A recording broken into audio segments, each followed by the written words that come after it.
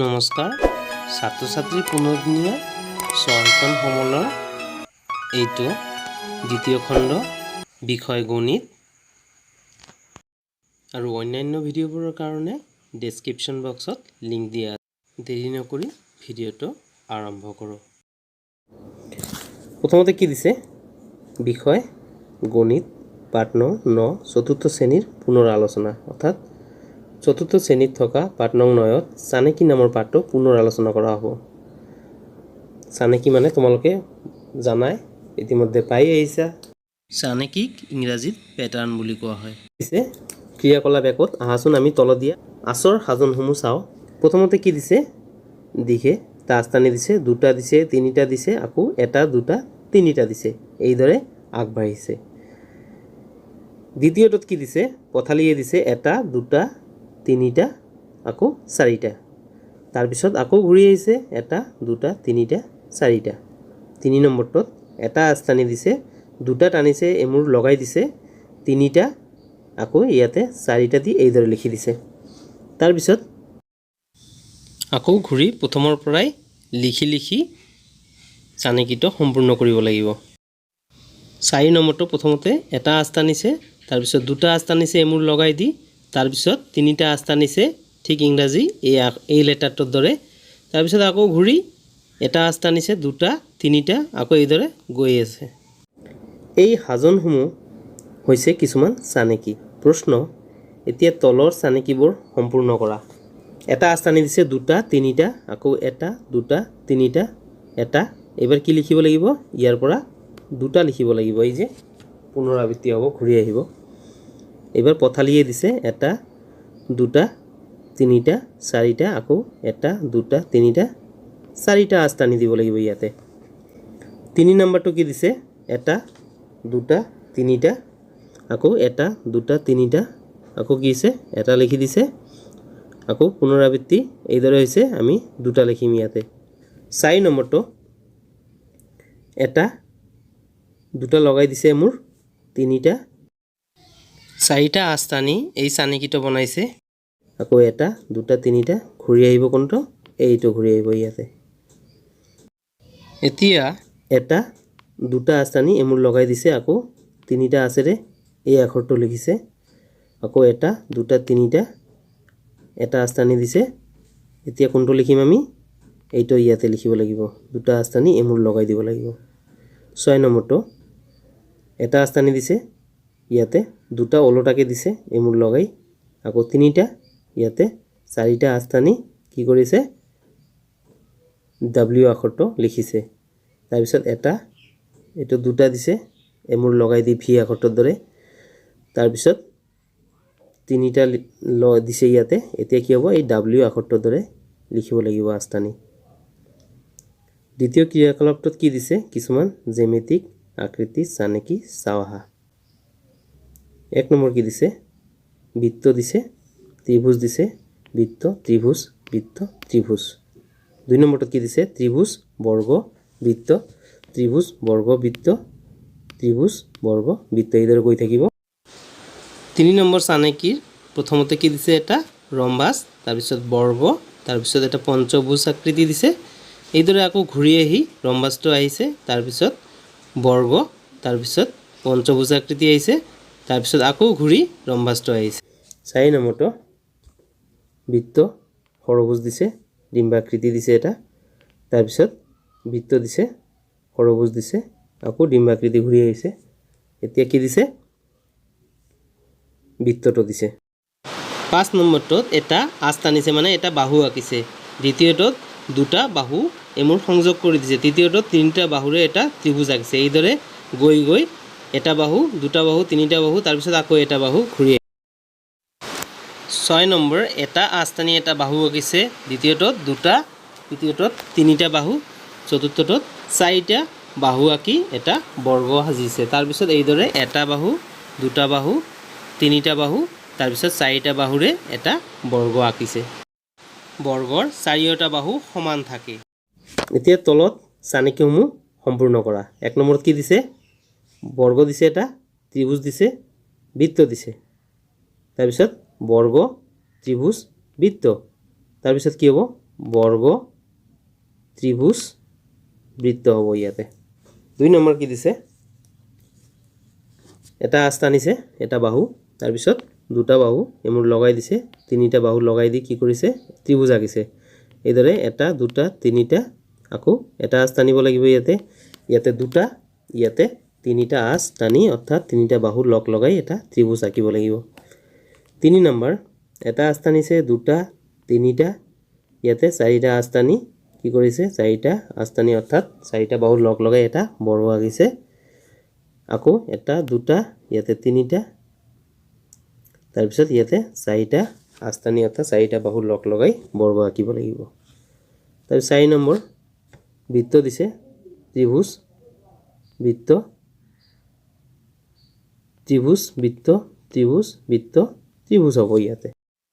5 নম্বৰৰ প্ৰথমতে এটা ৰম্বাস দিয়া আছে তাৰ পিছত বৰ্গ তাৰ পিছত পঞ্চভুজ আকৃতি এটা দিছে তাৰ পিছত ঘূৰি আহি ৰম্বাসটো আহিছে তাৰ পিছত বৰ্গ তাৰ পিছত পঞ্চভুজ আকৃতি এতিয়া আমি প্ৰথমৰ যেটো ৰম্বাসটো আছিল এইটো দিব লাগিব তাৰ পিছত বৰ্গ দিব লাগিব 6 নম্বৰৰ প্ৰথমতে এটা বৃত্ত দিছে তাৰ পিছত সৰভুজ এটা দিছে তাৰ পিছত ডিম্বাকৃতি দিছে তাৰ পিছত ঘূৰি আহি বৃত্তটো আহিছে তাৰ পিছত সৰভুজ তাৰ পিছত ডিম্বাকৃতি এইদৰে আকৌ ঘূৰি আহিব কোনটো বৃত্তটো তাৰ পিছত সৰভুজটো তাৰ পিছত ডিম্বাকৃতি 7 নম্বৰ ত্ৰিভুজ ইয়াতে বৃত্ত তাৰ পিছত ষ্টাৰ তৰাকৃতি দিছে তাৰ পিছত ত্ৰিভুজ বৃত্ত তৰাকৃতি দিছে তাৰ পিছত ত্ৰিভুজ বৃত্ত তৰাকৃতি দিছে এইদৰে সম্পূৰ্ণ কৰি লিখিব পাৰিবা 8 নম্বৰ কি দিছে এটা বিন্দু দিছে দুটা তিনিটা এটা দুটা তিনিটা বিন্দু এতিয়া আমি খালি বাকচসমূহ কেনেদৰে ভৰাম এটা বিন্দু দুটা তিনিটা বিন্দু দি 9 নম্বৰ এটা তিনিটা ছয়টা এটা তিনিটা ছয়টা এইদৰে গৈ থাকিব এটা তিনিটা ছয়টা বিন্দু 10 নম্বৰটোত সববিলাকতে ত্ৰিভুজ আঁকা আছে আৰু ভিতৰত এটাকে আঁচ টানিছে দুটা তিনিটা চাৰিটা ইয়াতে কি হ'ব পাঁচটা হ'ব ক্ৰিয়াকলাপ 3 নম্বৰত কি দিছে ৰিনাই 2 খোজকৈ জপিয়াই 2 খোজৰ মুৰে মুৰে কেই খোজকৈ পালে সংখ্যাকেইটা চাওহাচোন ৰিনাই কেই খোজকৈ জপিয়াই 2 খোজকৈ অৰ্থাৎ 1 খোজকৈ বাদ দিয়ে মাজৰটোক বাদ দিয়ে তেনেহলে 0 পৰা একেবাৰে 2 খোজ 2 ৰ পৰা 4 6 8 10 12 14 এইদৰে গৈ থাকিলে 16 18 এইদৰে গৈ থাকিব মন কৰিছেনে সংখ্যা কেইটাৰ হাজন্ত গতিকে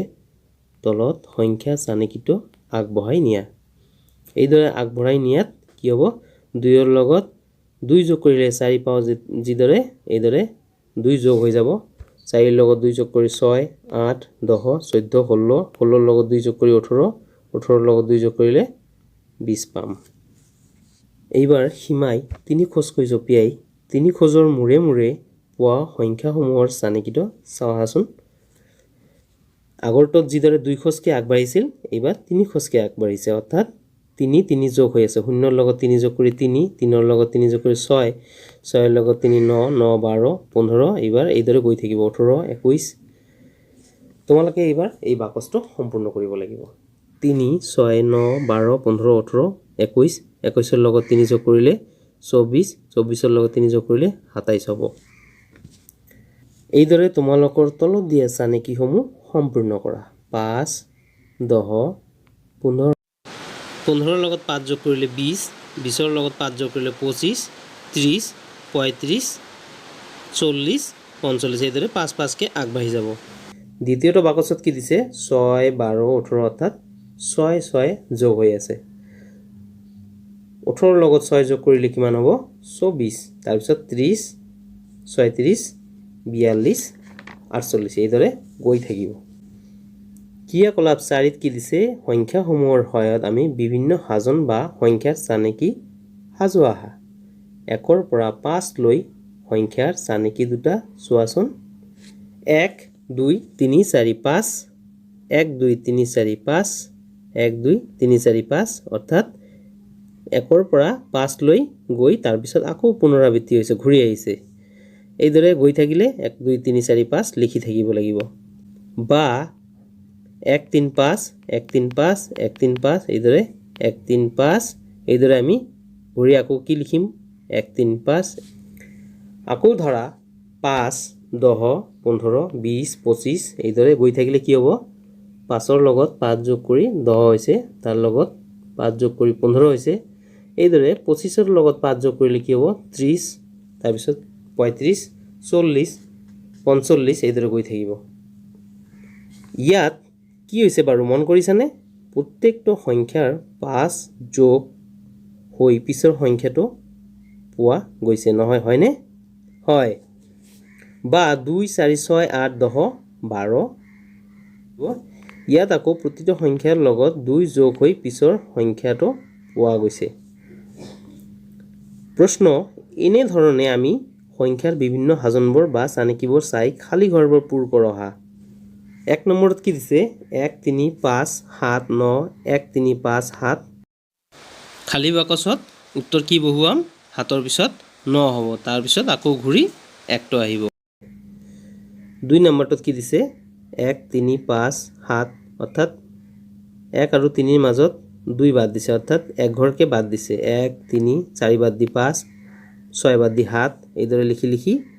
9 11 13 15 17 ইয়াতে কি হ'ব 19 21 3 নম্বৰটো 10 20 30 40 50 60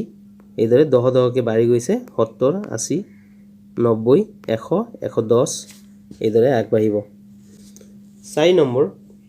100 200 300 400 মানে 100 100 যোগ হৈছে অৰ্থাৎ 100কে আগবাঢ়িছে 400ৰ লগত 100 যোগ হ'লে কি হ'ব 500 ইয়াতে কি হ'ব 600 5 নম্বৰ 9 19 29 39 এইবোৰ সংখ্যাবোৰ চালে কি দেখা যায় যে 10 10 বাঢ়িছে 19ৰ পৰা 9 বাদ দিলে 10 29ৰ পৰা 19 বাদ দিলে 10 এইদৰে আগবাঢ়িছে 10কে 39ৰ লগত এতিয়া 10 যোগ কৰিলে কিমান হ'ব 49 তাৰ লগত 10 যোগ কৰিলে 59 এইদৰে এইটো সম্পূৰ্ণ হ'ব 6 নম্বৰ 4 8 16 32 অৰ্থাৎ এইবোৰ চালে কি গম পোৱা যায় 2 গুণ 2 এৰে পূৰণ হৈছে 4 4 2 গুণ 8 8ৰ লগত 2 পূৰণ দিলে কি হয় 16 16ৰ লগত 2 পূৰণ দি 32 তাৰ লগত 2 পূৰণ দিলে 64 তাৰ লগত 2 পূৰণ দিলে 128 7 নম্বৰ সংখ্যা চানেকিটো কি দিছে 11 22 33 44 এইবোৰ লক্ষ্য কৰিলে দেখা যায় যে 22ৰ পৰা 11 বাদ দিলে 11 থাকে 33ৰ পৰা 22 বাদ দিলে 11 থাকে তাৰ মানে 11 11কে যোগ হৈ আগবাঢ়িছে তেনেহলে 44ৰ লগত 11 যোগ কৰিলে 55 হ'ব 55ৰ লগত 11 যোগ কৰিলে কি হ'ব 66 8 নম্বৰ কি দিছে 10 20 30 আকৌ 40 নিলিখি 10 ঘূৰাই আনিছে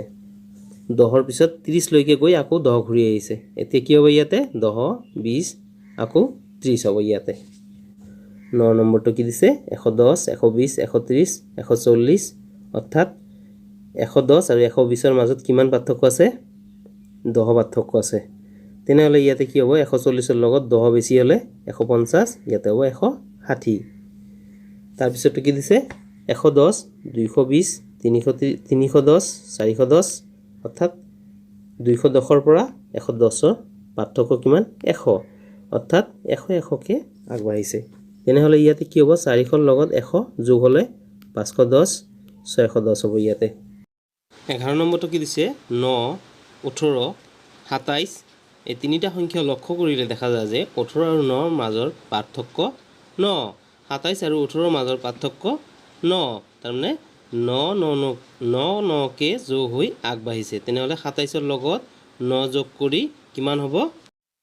36 45 54 হ'ব 12 নম্বৰটো 8 16 তাৰপিছত এইটো খালি ৰাখিছে 40 লিখিছে অৰ্থাৎ 16 আৰু 8ৰ মাজৰ পাৰ্থক্য 8 তেনেহলে 8 যোগ হৈছে 8ৰ লগত 8 যোগ হৈ 16 16ৰ লগত 8 যোগ হৈ 24 24ৰ লগত 8 যোগ হৈ 32 তাৰপিছত তাৰ লগত 40 40ৰ লগত 8 যোগ হৈ 48 হ'ব ইয়াতে 13 নম্বৰ কি দিছে খালি ঠাই দিছে প্ৰথমতে তাৰপিছত 18 তাৰপিছত 30 এইদৰে আগবাঢ়িছে এইটো কি হ'ব 6ৰ ঘৰ পূৰ্ণতা দিছে অৰ্থাৎ 6 6 যোগ হৈ আছে ইয়াতে প্ৰথমতে 6 তাৰপিছত 12 তাৰপিছত 18 তাৰপিছত 24 তাৰমানে 6 6 যোগ হৈ আছে তাৰপিছত 30 30ৰ লগত 6 যোগ হ'লে 36 হ'ব 14 নম্বৰটো কি দিছে 5 10 20 40 অৰ্থাৎ পাৰ্থক্যটো কি আছে পূৰণ হৈ গৈ আছে তাৰমানে 5ৰ লগত 2 গুণ হ'লে 5 2 গুণ 10 10 2 গুণ 20 20 2 গুণ 40 40 2 গুণ 80 তাৰপিছত 80 2 গুণ 160 হ'ব ইয়াতে 15 নম্বৰটো 64 32 16 আধা আধা হৈ গৈ আছে